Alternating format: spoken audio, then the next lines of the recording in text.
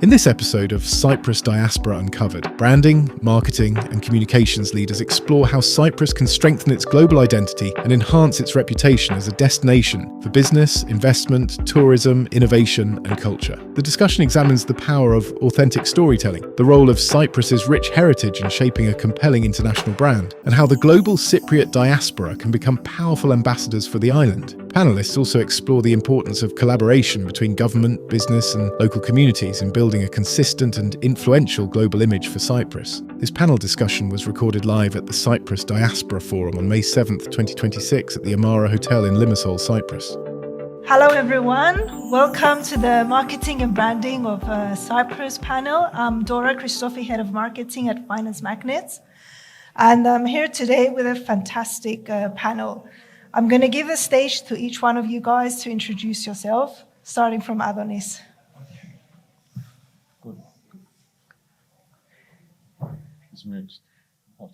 One, two, yes.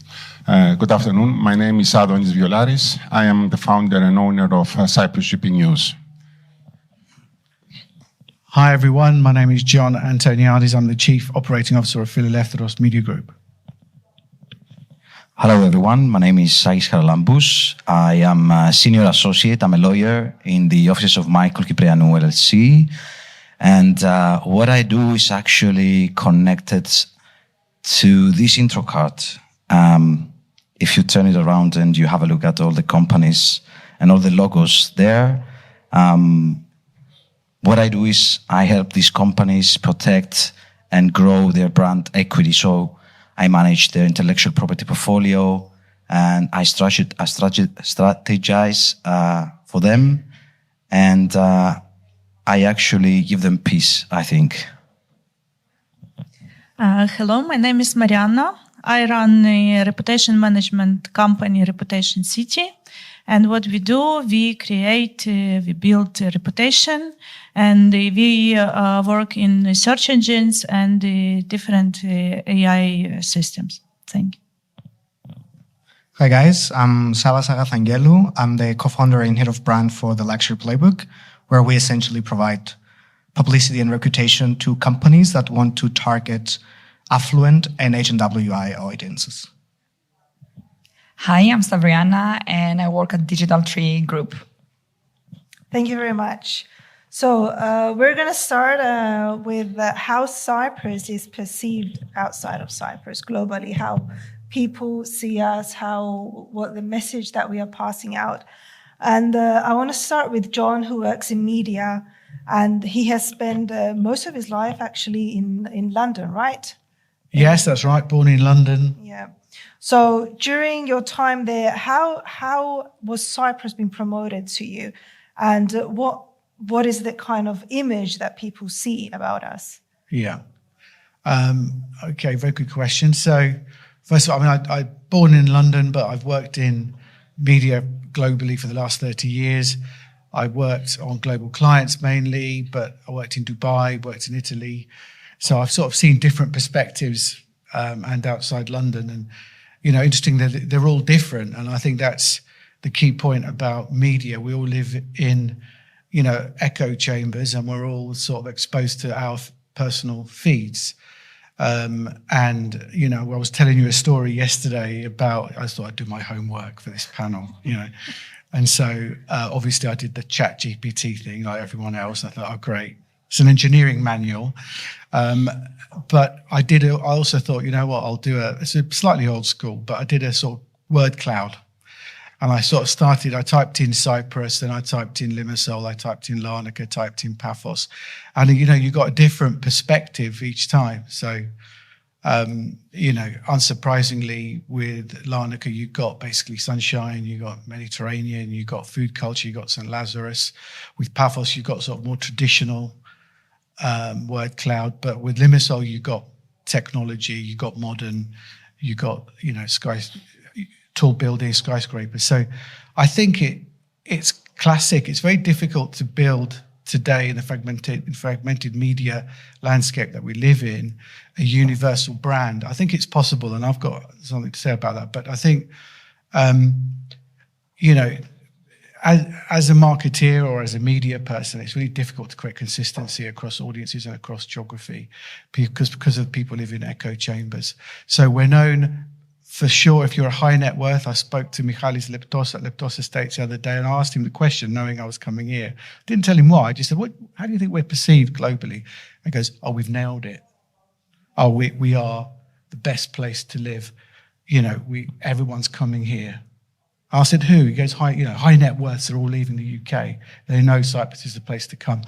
But that's not true, is it? I didn't challenge him, but if you are a high net worth and you're living in your news feed, you are seeing all the benefits of coming to Cyprus for you, corporation tax rates, all the benefits that you come for, So, but if you ask my friends, what do you think of Cyprus? And they know me, all they think is I'm very good at barbecuing. I mean, to sort of to exaggerate, to make the point. They're like, when can we come on holiday? When can we come and see you? Because you're relaxed and you're just on the beach all day. The truth is I'm working really hard at Philadelphios.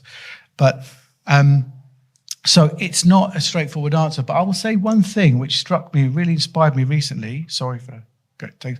Who here has seen the film Hold On To Me or Krátame? Has anyone seen it? What did you think? I mean, I was so proud as a Cypriot that film was awarded at the Sundance Film Festival. And then so I thought, it was on the BBC, I think there was coverage, got global coverage. And then went to see it. I made a point of getting Philadelphios to get me a ticket. It's the only time I used my influence to get a ticket. And I went to see the film, everyone was hooked. And it was an amazing story. The acting was brilliant. It was like done in Ladies' Mile. All my point, and someone said it in the previous panel, power of stories. That is, as an old ad man, that is still the universal truth. Great story travels. People will talk about it, and I think that's just, that's what that's. It is. It's possible, but it's less about tech and data, and it's more about old-fashioned storytelling. Yeah, and it's very what you pointed out in terms of we are also working on not just branding Cyprus, but we are working on branding. There's been work branding each city individually, apparently. Yeah, I mean, they're all very they've got their own regional, haven't they, districts, and they're all doing their own thing, is my opinion. And I actually worked on the Cyprus Tourist Office many, many years ago. And we did some nice TV ads in London with Darcy Macias back in the day, but they never consistently spent money on building a brand like other countries do in that sense. So that's true, but we don't want to make it about that because it's an obvious answer.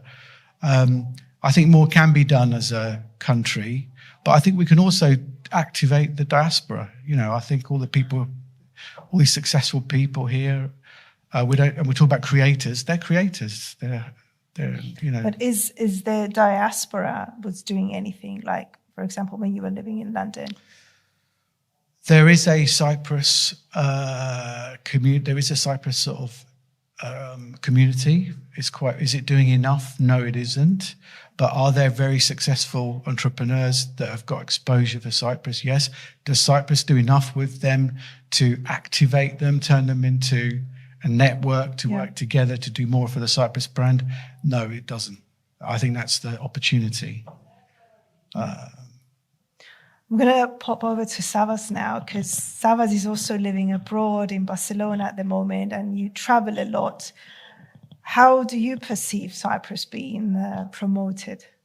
Do you see any kind of messaging? Do you see anything about?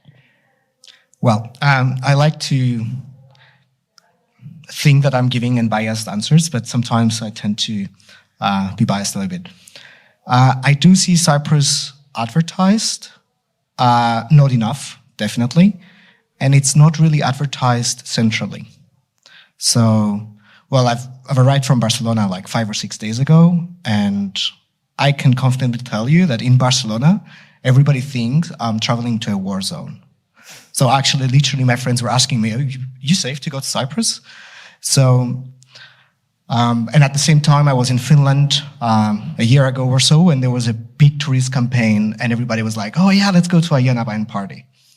So what I'm trying to say is the message is fragmented, and we don't really engage with global marketing in the actual global scope.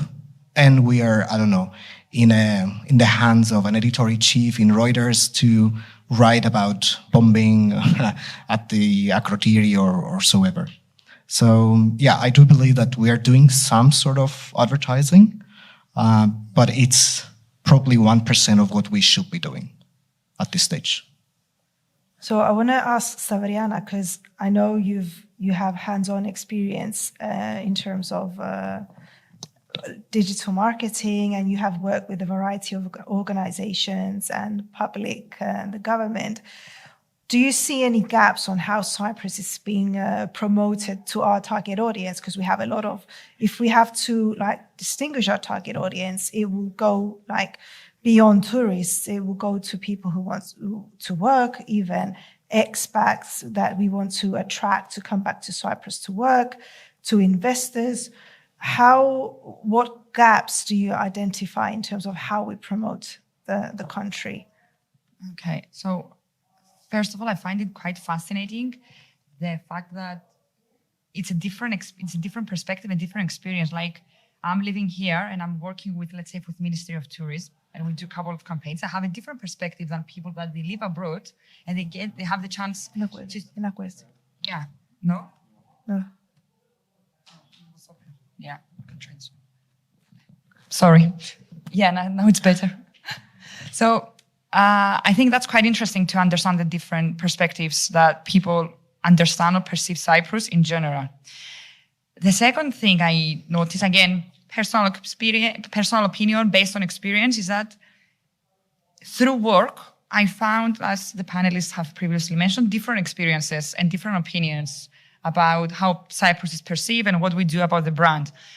So I was fortunate enough to work with a lot of Forex and international companies that they came in here, invested for obvious reasons, as you mentioned. And they do a lot of promotional work to put Cyprus on the map, to help make partnerships with other fintech companies or other banks and other jurisdictions. And that work they do, it's not properly portrayed or promoted. That's number one. So that's one thing that is happening. Then you have authorities and stakeholders such as the Ministry of Tourism that, apart from the obvious tourist activities, visit Paphos, spend your summers in Larnaca or in Ayanapa, they try to promote Cyprus as a destination, as a cultural destination, as a Cyprus activities destination.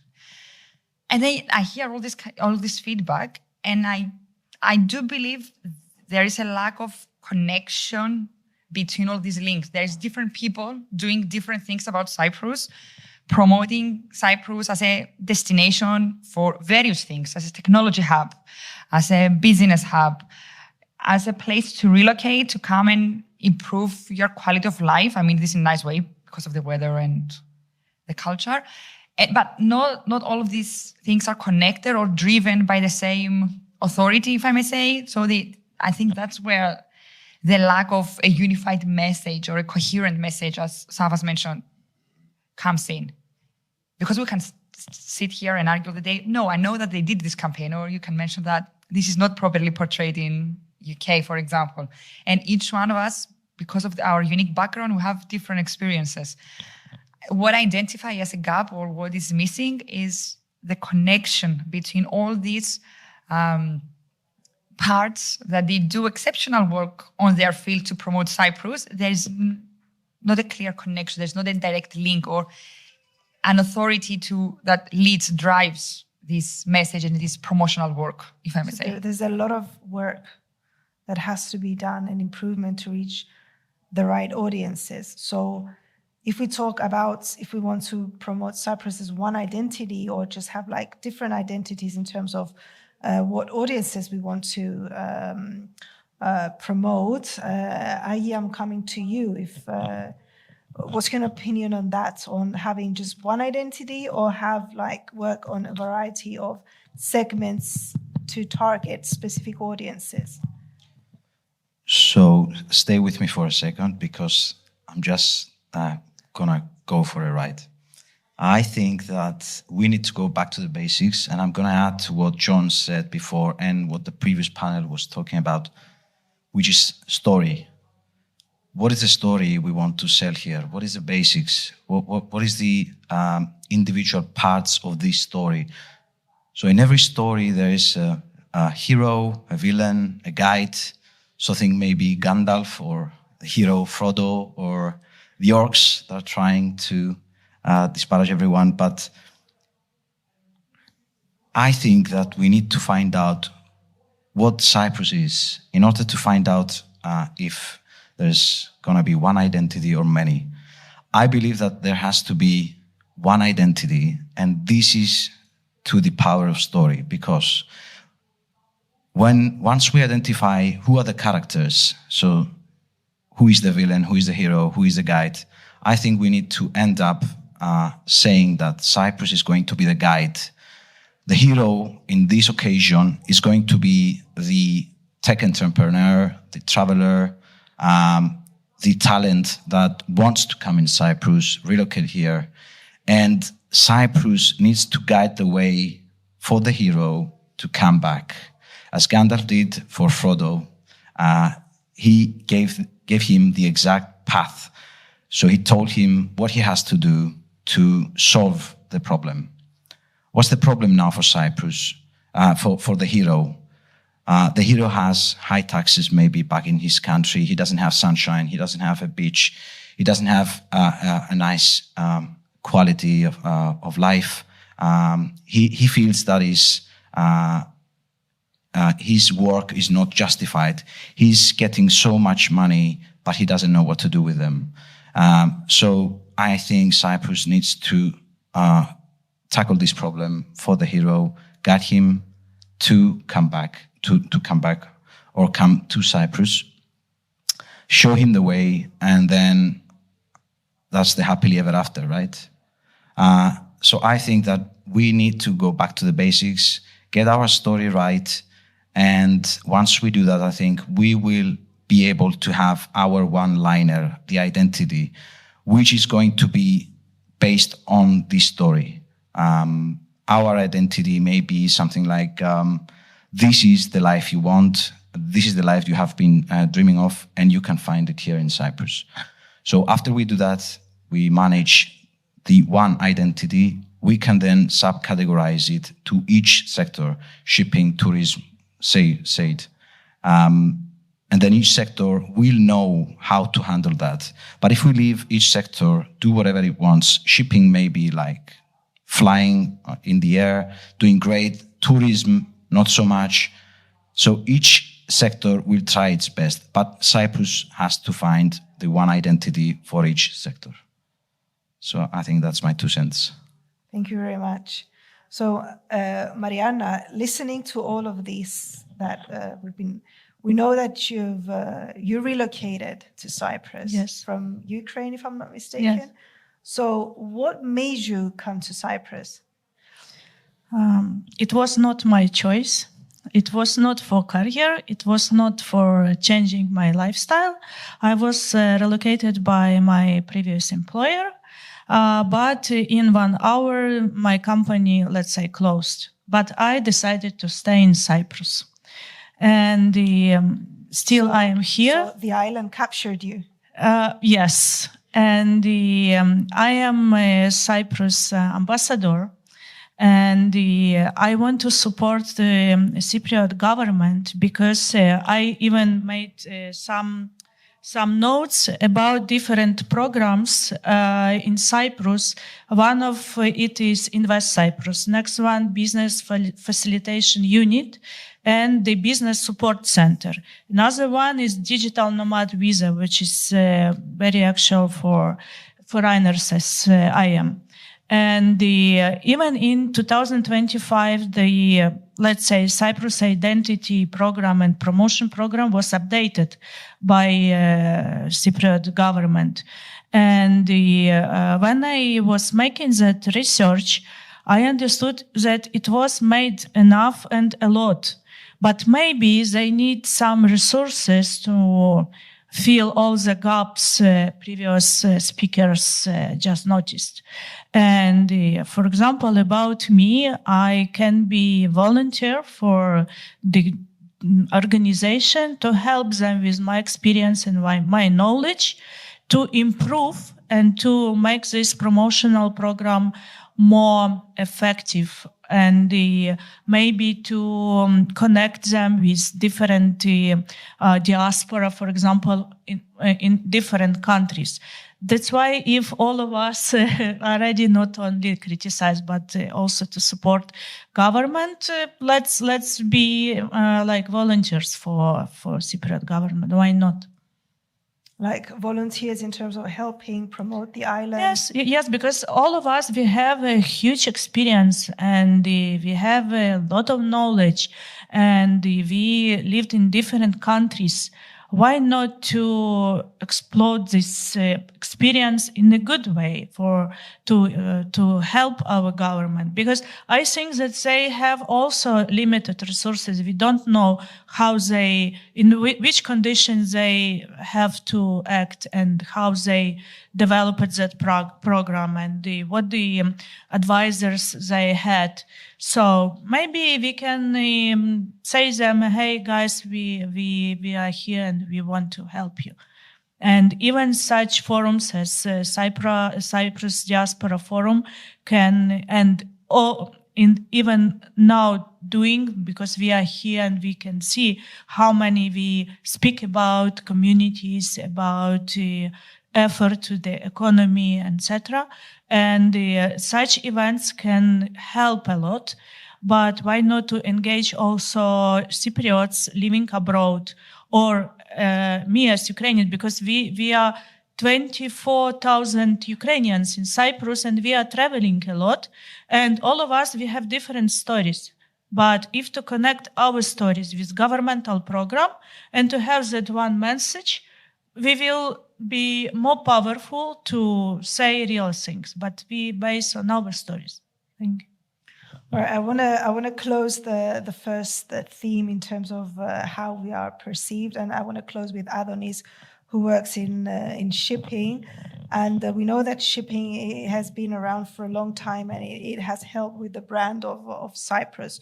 So, what is that sector doing right? Well, Cyprus shipping started back in the 60s, but we have seen the big change in the mid of 70s. What the shipping did right, actually, it was that they built a rock-solid infrastructure, which means they built the legal framework, they built the tonnage tax system.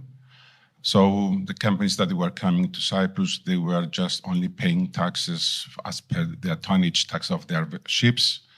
And we had a very good local workforce. I mean, they didn't bring any accountants to Cyprus, the companies that were coming, the Schultes, the Schöllers, I mean, Hanseatic, Columbia, you all know these companies, I believe. These were the first ones that came to Cyprus. So they believed that by bringing their ships here, by bringing their companies here, because of the good weather, because of the good communications we had, even at that time, Cyprus was considered to have good communications and good local workforce.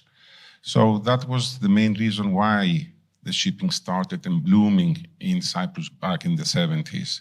And then the rest of the shipping companies in Germany followed. It was an amazing time in the 80s that we have seen. And that was also the main reason why I also studied in Germany, I must say. As I knew that I have to go into shipping. Anyways, what I want to say with that is that shipping is also operates as a unified cluster. We go out all together. For example, in next month we have the Posidonia in Athens. It's one of the biggest shipping exhibitions in the world. We go with one stand, Cyprus shipping stand. So, and everywhere we go as one cluster. We do not need to promote Cyprus shipping with the advertisement. Actually, mouth to mouth works very well. Although other countries are doing it, and maybe we should consider it as well right now. But yes, this is how the situation is. And don't forget that shipping is the second biggest economy of Cyprus. It is. That's correct. So now let's move into the storytelling, how we promote our culture, our island, and how we create trust between those the channels that we're trying to. So starting from media, because that's, in my opinion, media and marketing, digital marketing are one of the top channels that we can promote Cyprus. So John, I'm going to start with you in terms of how media can shape how the brand is seen. And it's about improving and what we can do better via the media. Yeah. Okay, maybe I'll sort of tell some of the experiences that I've got at the moment since we run the EN Feeling News expat app. So, there are 1.2 million Cypriots, I think, outside of Cyprus, which we don't activate. And, I think just to sort of talk about, and so, the things that have already been said, I think, which are quite right about, you need a story. Trust comes from consistency, right, and authenticity. That's where trust comes from. You can build that in the news, and we're struggling to, when I say struggle, the one thing that a sort of institutional news brand must keep is, in a world of disinformation, misinformation and fake news, is the craft of quality journalism and doing your, and if the one thing that we've got is really good, solid, experienced journalists, one of which is sitting over there. So, and it's a dying art. We talk about really trusted media. Everyone's going on about creators. Everyone's going on about influencers. Fantastic. That is big. They've got massive followings. You can't deny it. We have to try and use some of those influencers to convey our news. But we believe that Cyprus needs almost a national institutional source of truth. And that means working really hard to prove your content is correct, the right content, multiple sources, deep investigative journalism report. We want to keep that alive, but we've also got to make money, right? And the things don't go together. I'll try and wrap it up.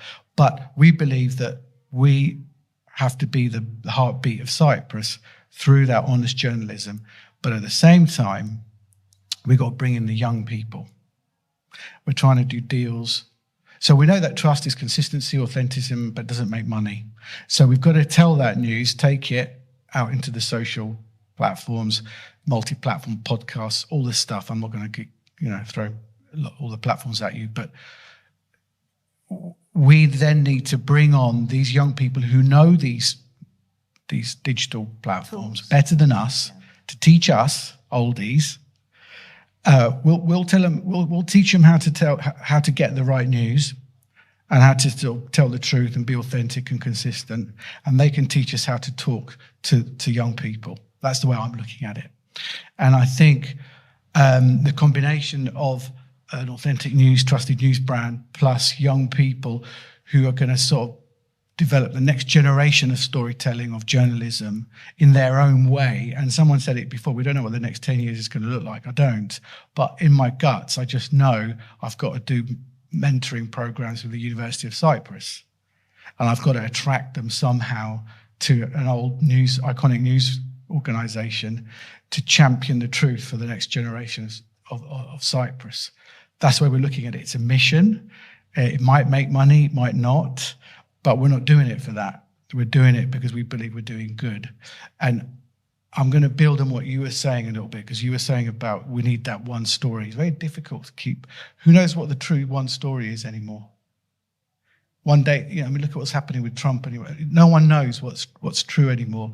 And that's the challenge. But we've got to keep fighting it. And I think that pros and cons of China, why are they a walled garden? Because they can control their narrative. So I think Western democracies have to find a way of making sure they control their narrative. Otherwise, it's going to be chaos. So it's not just about media. It's also about government policy around controlling the narrative and the story. You don't want to be China, but you've got to do better than letting anyone say anything they like about you. That's the point. So I'm going to pass over to Stavriana, because I know she has something to say about this from a marketing perspective and all the digital channels. I agree with John, because part of the group is like a big media operation. Yes, if you want like good journalism, investigative journalism, it costs you a lot and it doesn't make you a lot of money. It brings you quality readers, trusted readers, that you need to find other ways, like through other platforms, to make money so the business is profitable. So I embrace that challenge and I totally agree. I would add to John's point, though, that maybe from a media perspective, if I may, maybe we ought to our home, let's say, to our country, to take these initiatives we have, each one of us as a standalone, and maybe help like bridge this gap with international media as well, because we publish all the good news and proper news and true news, let's say, for Cyprus. But we don't have, like the majority of our readers, apart from some key media sites like the Expats or Cyprus Mail, we don't have a lot of visitors or readers from abroad. We are talking mainly for local communities or local people. And I'm going to refer to something that Savas mentioned during our meetings before. We need to find a way to control the narrative, or I don't know how we can phrase it. I don't want to sound harsh, but how we can control the narrative from media abroad. Because you were saying before that my friends in Greece, they thought that there was a war happening here in Greece, because 24/7 in Greece, once the war started, 24/7 news in Greece, they were saying that extreme situation in Cyprus, and they thought we were dying, or we were about to go into, I don't know. And it was crazy, because they were talking to us. It was like, no, I'm cooking chicken for dinner. What do you mean? Everything is fine. So we need to utilize, I will say, the Cypriot businesses and Cypriot media outlets, or whoever you can name it. We need to utilize our connections, our power, our investors to make something for this country and to solve all these challenges we are all very good, we identified. That's very true. And in fact, I know many people who have come to Cyprus and they care about Cyprus. And I've met people like who Mariana. care.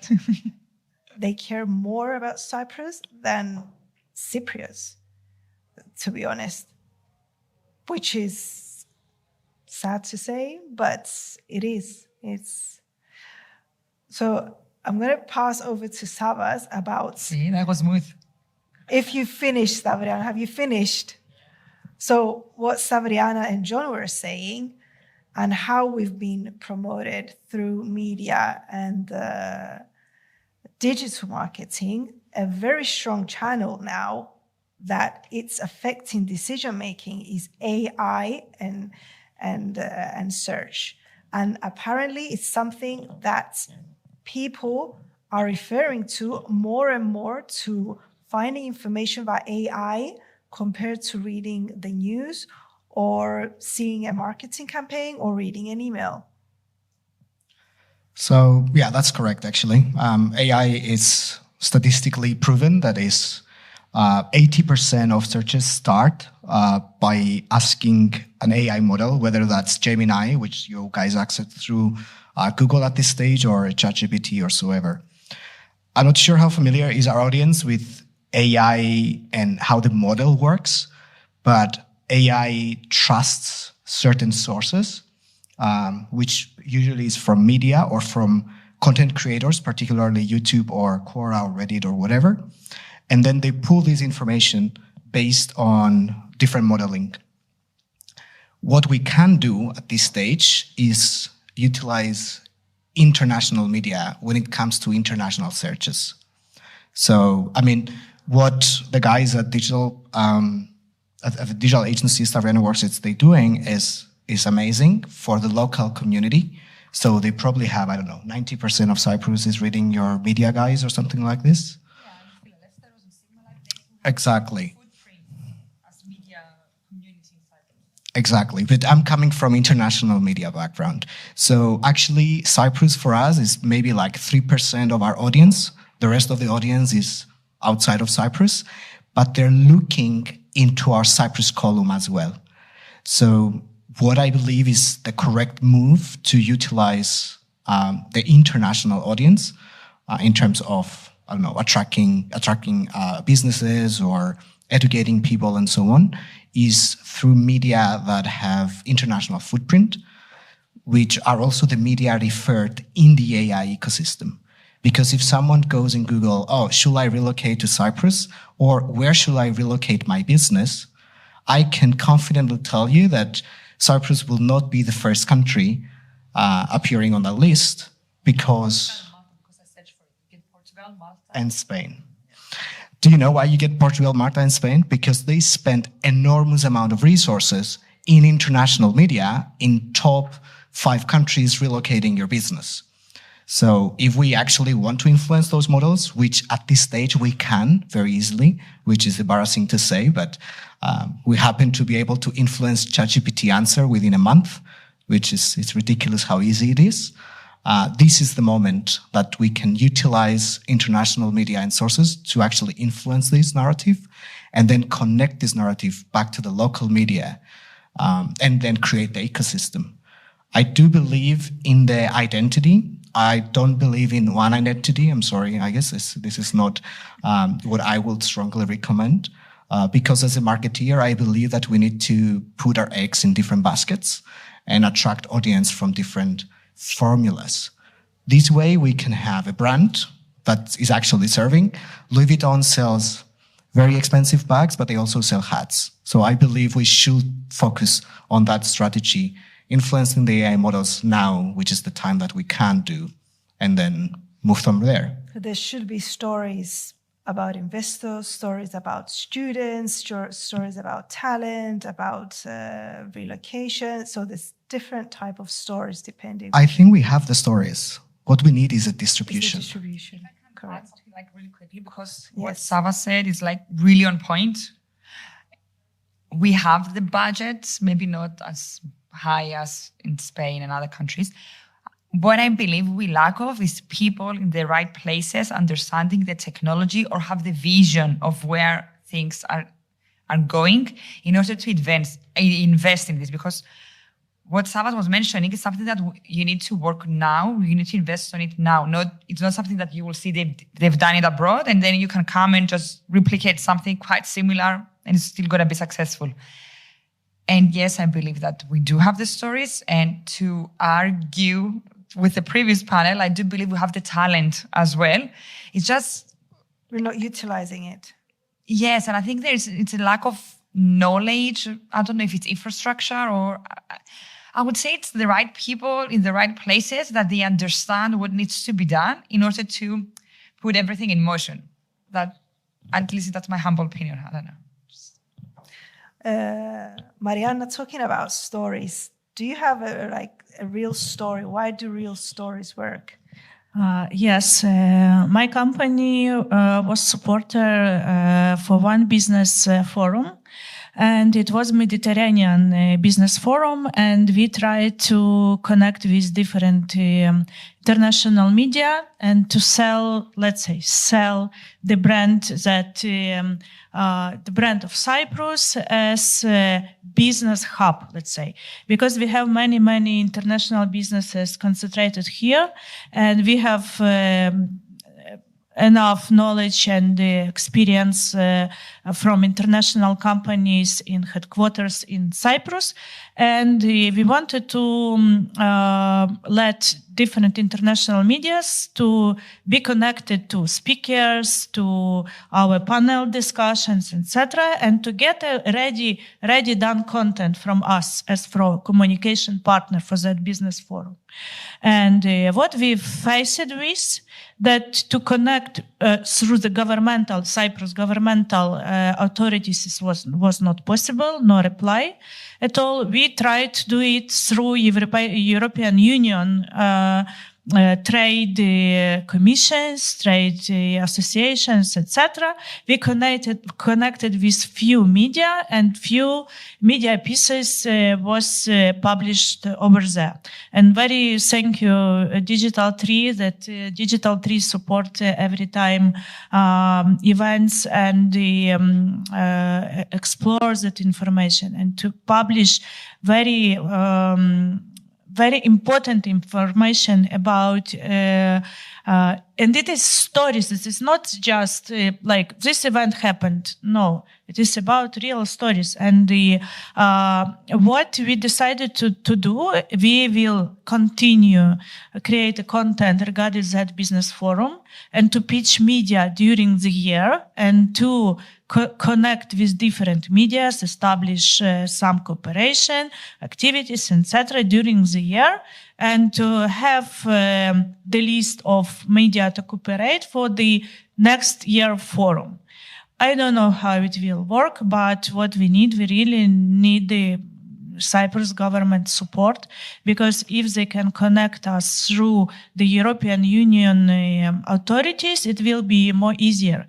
And we can transfer that stories that is successful stories from different events, because my company is connected to different events. It is business events, and we can really distribute these stories. We are ready to create a content, to create everything, pictures, everything for them. But really we need support, and we can exchange that contacts and to make some community even to support such stories to be distributed to international media.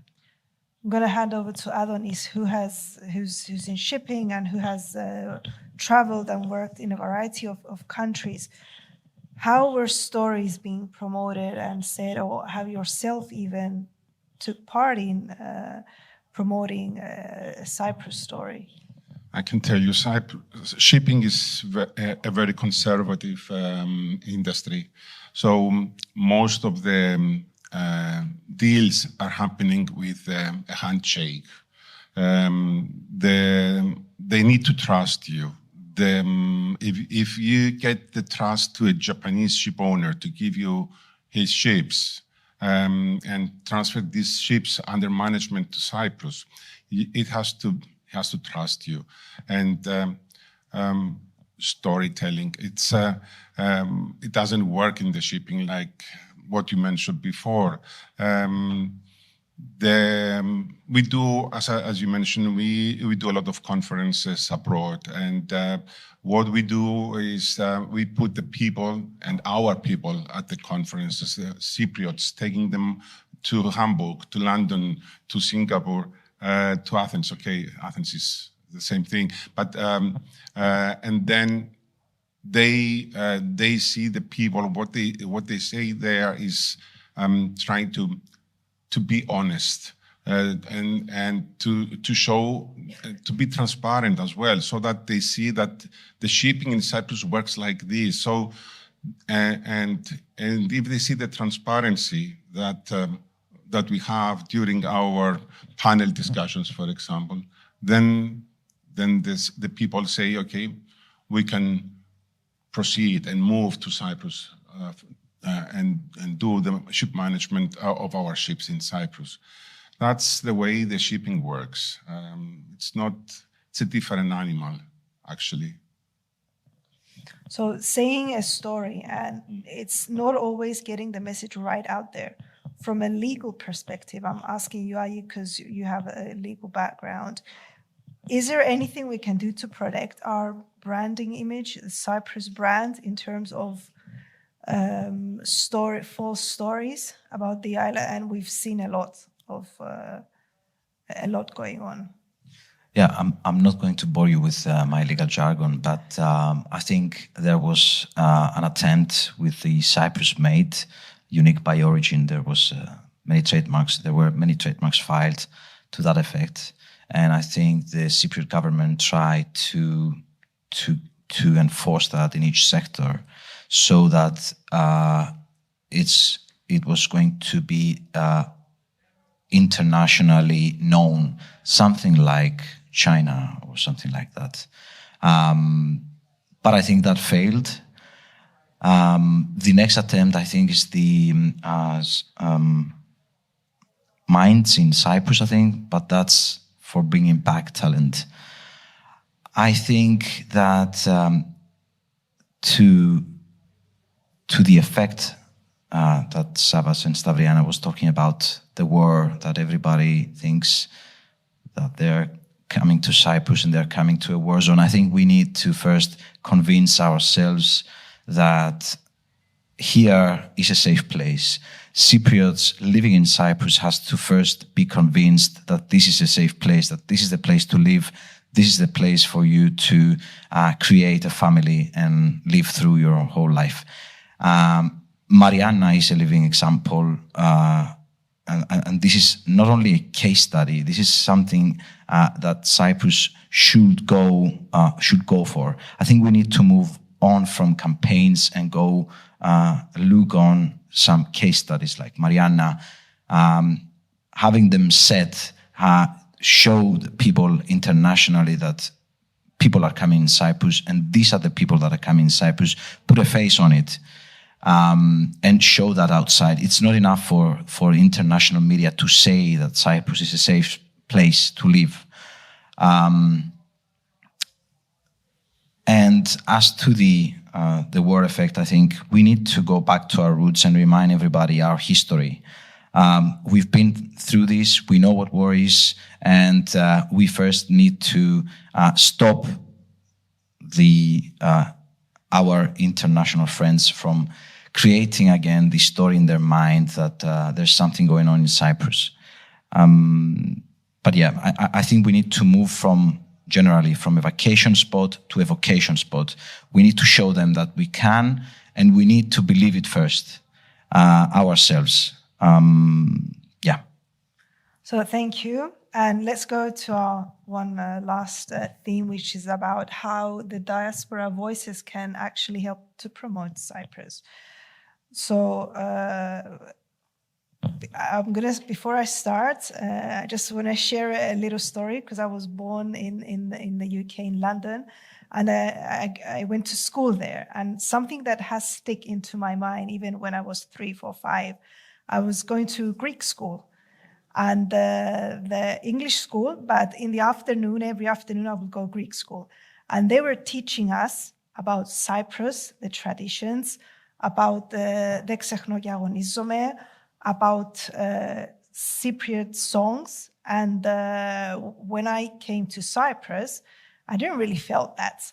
But what I want to say is that since even 40 years ago, and even now, the diaspora, especially in the UK, where I can tell you, and probably John has more experience to share, they are indeed doing something. They are trying to do something to the local communities and pass the message. So, John, I want you to share your experience. What about how we can do more as a diaspora to promote Cyprus? Yeah.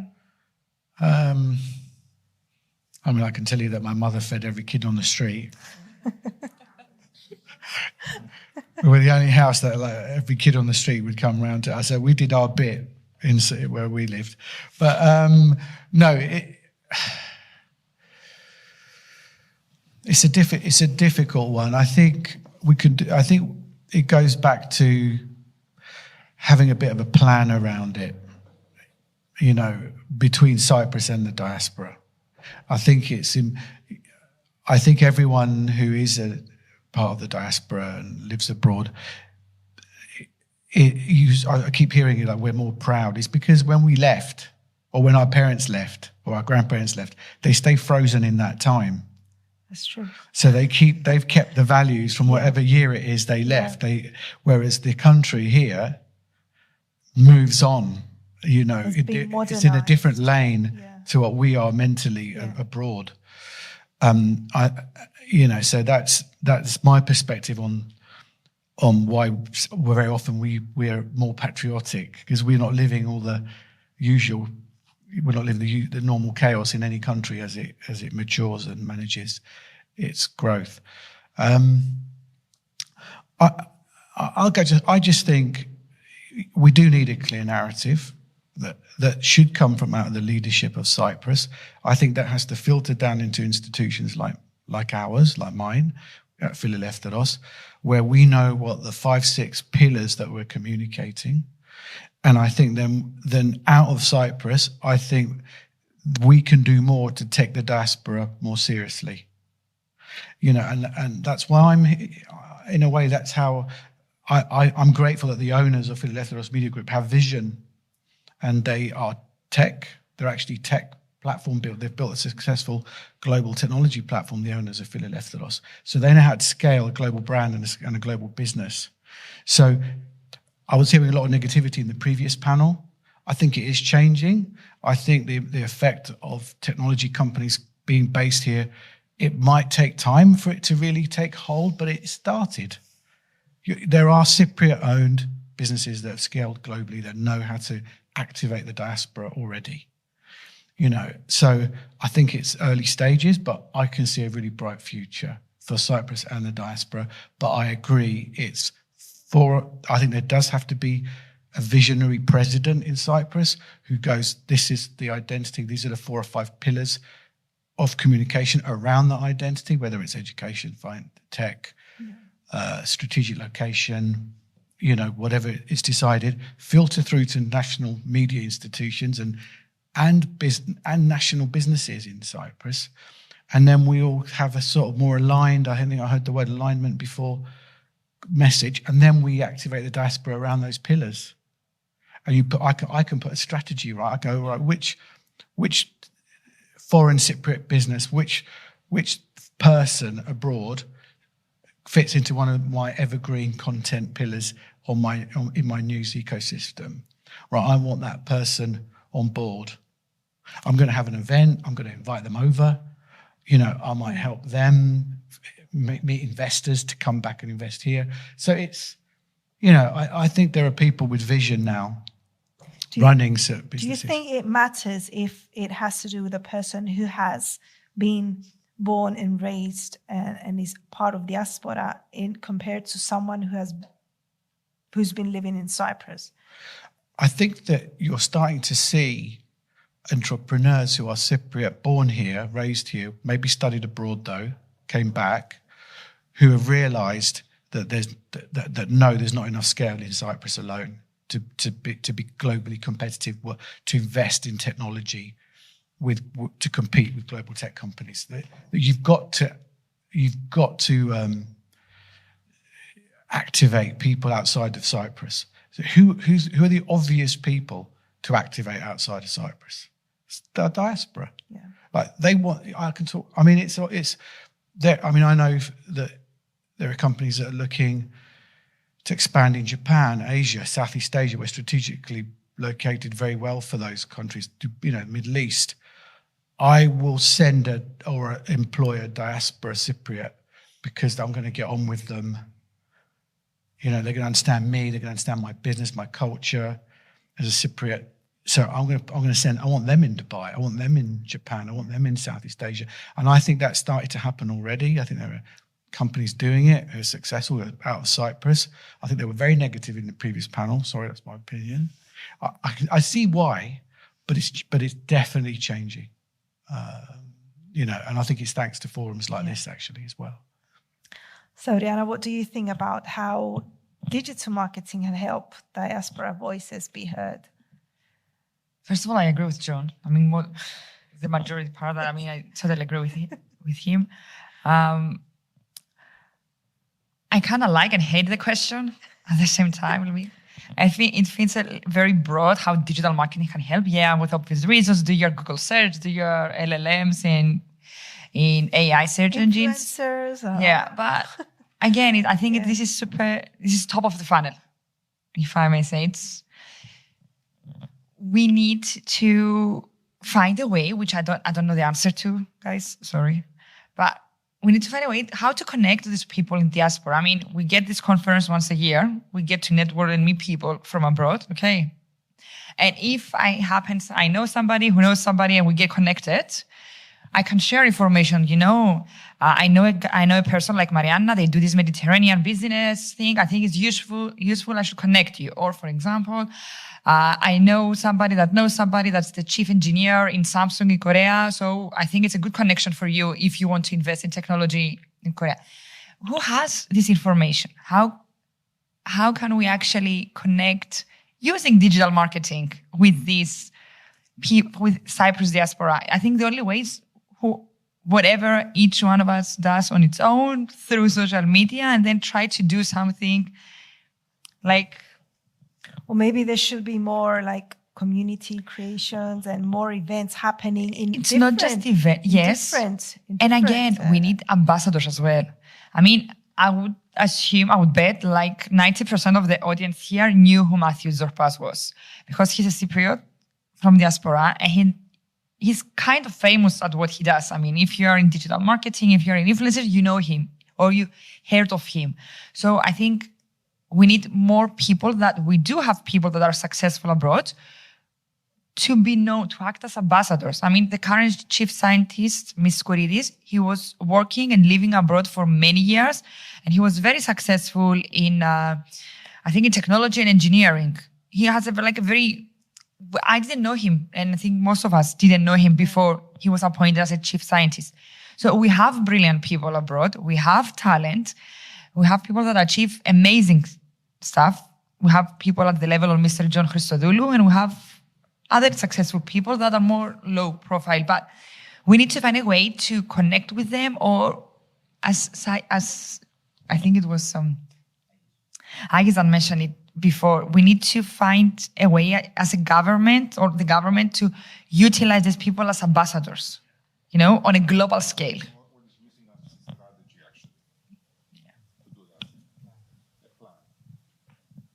And who is responsible for that plan? Is it the Ministry of Tourism? Yeah. Is it the business ministry? I don't know. Or is it just a private entity who takes the initiative? Invest Cyprus. They are actually trying. There is an effort going on there, just to be fair. Bravo. Yes, there is an effort happening. I think I'll go back to my first point, sorry, is that they do all this work and then nobody comes back. So the rest of people know what's happening, so we can all work as a team, if I may say, in a very simplistic way. But yeah, there is some effort happening in the area, but it's... What is missing is actually, as I mentioned, is the strategy, but what is missing is these success stories that we have in Cyprus. We should be able somehow passing them to these people, to these micro ambassadors that we have in every country, like Savas, for example, he's there in Spain, and he could, if he knew about these stories, then he could pass them further to each community there where they are. And I think what is missing is really the strategy to build these things, or to gather something like a platform where we can gather all this information in that, I can give you an example. You have me as ambassador from Ukrainian, let's say, diaspora, because when I am traveling, I always say that I am happy in Cyprus, and no, I don't want to go to Spain or Portugal or some other countries. And what we did in the beginning, when many Ukrainians started to move to Cyprus, it was created one website with all the necessary information from different authorities, how we can rent a flat, how we can drive a car, to change our licenses, driving license, and et cetera, from very, let's say, primitive things to how to open bank account and all of that stuff. And it really helped a lot of people. That's why we have 24,000 Ukrainians here. And when we go abroad, I am sure that all of that people, nothing is keeping us here because it is only our goodwill to live in Cyprus. But when we go abroad and we say that you can also live as me, I will support you, etc. I need to find this information and that information. You have a website with all the necessary information uploaded for you, and that's it. And you have me as a supporter, and that's it. You have everything to do it. But what I face it with Ukrainian community abroad, that under temporary protection, it is no rule to should I stop my temporary protection different in other countries, as another country, and to open it here, or it is not completely clear for them, and it is some stopper, but it is temporary situation. But if to tell about let's say big story, what also we do, because I am engaged in tech community, and I know Mr. Skouridis, and what I see that he travels a lot. I don't know when he live in Cyprus really, because I can say that he more is abroad than in Cyprus. But and I know that he promotes a lot tech industry. But what we can see also now then that it is not easy to get a visa, to get any permit to live. And it is also the problem, because as a person who involved in the tech community, I know that many Kazakhstan, from every stan, let's say, countries, they would like to relocate, and they would like to relocate with businesses, with startups. But it is very, very long procedure to get a visa and to start a business, and more easy to go to Latvia, Lithuania, even to Spain and Portugal than to Cyprus. So I will support your message that we need some hero. And if that hero will be, for example, a startup person, we need to recognize the needs of that person. Relocation, visa, apartment, so on, and then to create some way to him and criteria that people very welcome, and then that people we have to wait or to think something like that, and then we will have that then we will have some strategy, but based on real cases, not like in our mind. You wanted to add something? And we're running out of time. Yes, I'm just very quick. So what I see as somebody who lives outside of the island, I mean, all these ideas are great, but I think we lose the foundation, which the foundation is where are people making the last decision of, am I moving there or not? And I'm going back to the point of AI now, because this is the last source of truth. I know that many people believe it's the top of funnel, and I support what Sariana said. It's actually top of funnel when we start the discussion. But the beauty of this model is that it can be top, middle, and bottom of the funnel at the same conversation. So yes, we can have a cohesive message. We can do all the campaigns we want. We can send Mrs. Skouridis to 10 different trips and destroy his personal life. But he will not be able to capture the 10 billion users that these platforms have, and they are our foundation and our last source of truth. So unless we build the infrastructure digitally to kind of have the structured data in those engines to work on our favor, it's not going to happen. So I'm sorry that I'm kind of a bit of a more of a realist in this kind of occasion. I love the storytelling. I love the nice campaigns. I love the events. But these are maybe 200 people, 500 people, 1,000 people tops in the events. these engines are reaching billions of users every day, which this is where we can go and make real difference. That's what I will say as last note. Yeah.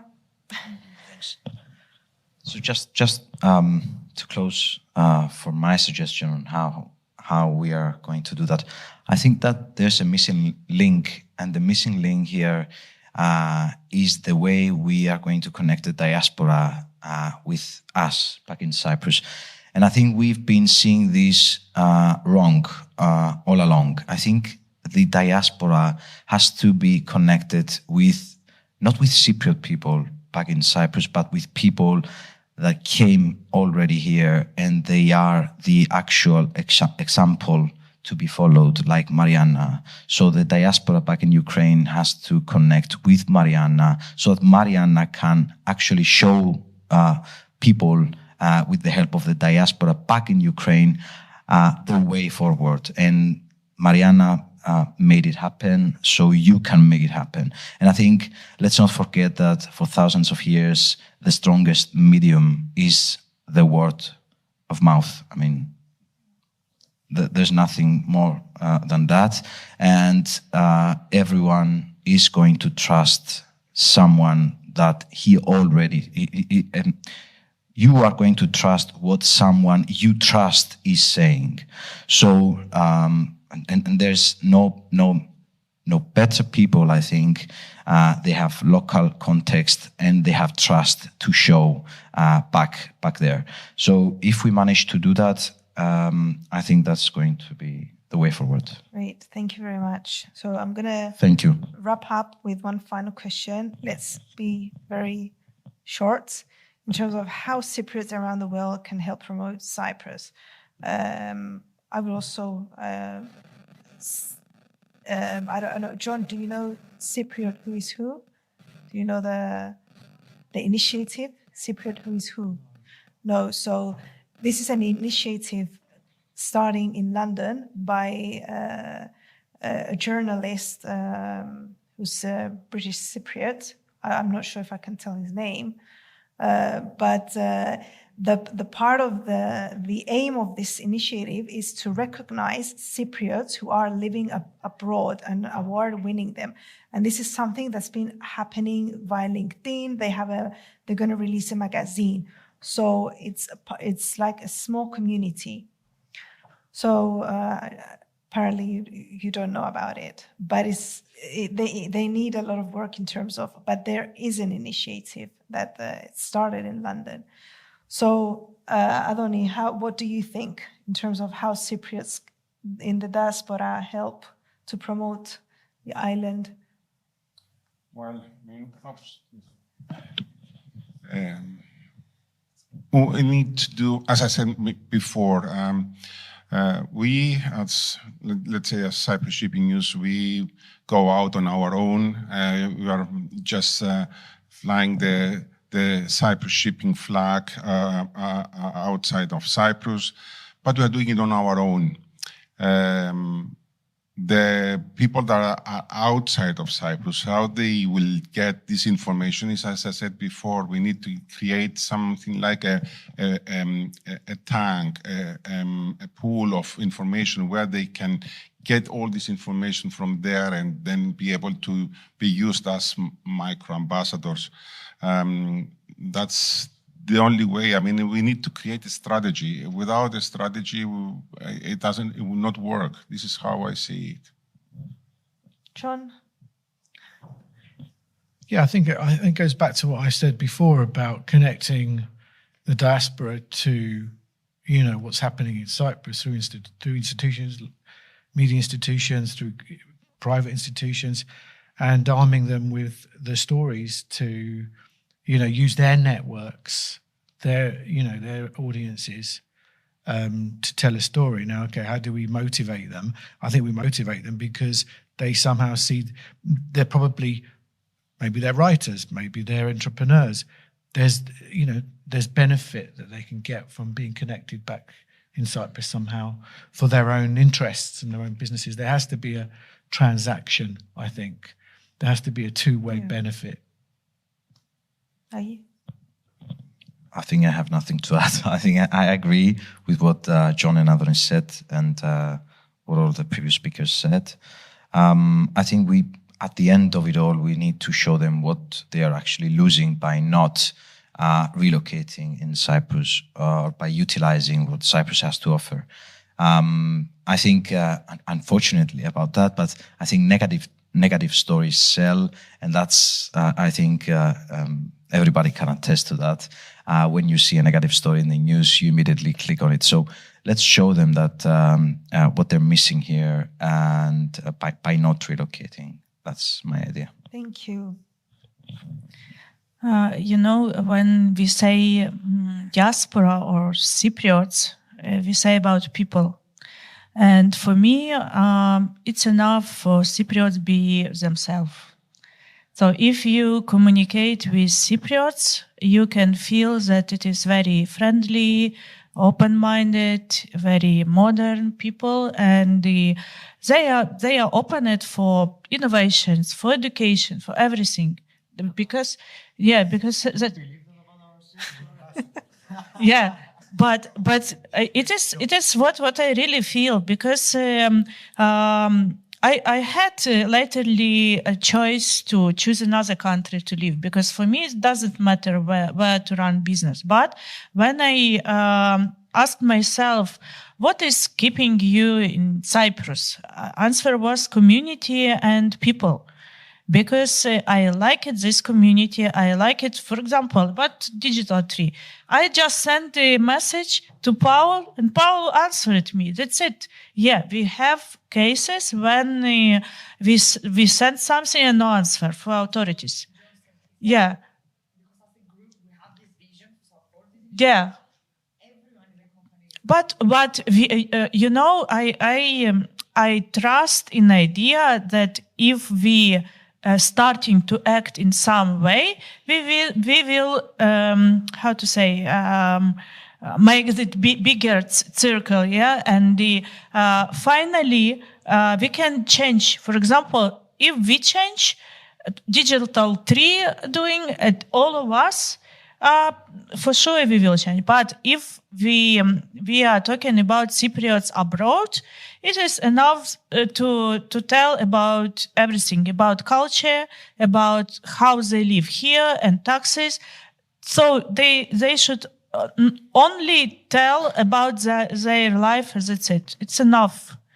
And regarding the strategy, I will tell you that my previous time I had experience working for city, and they had a strategy.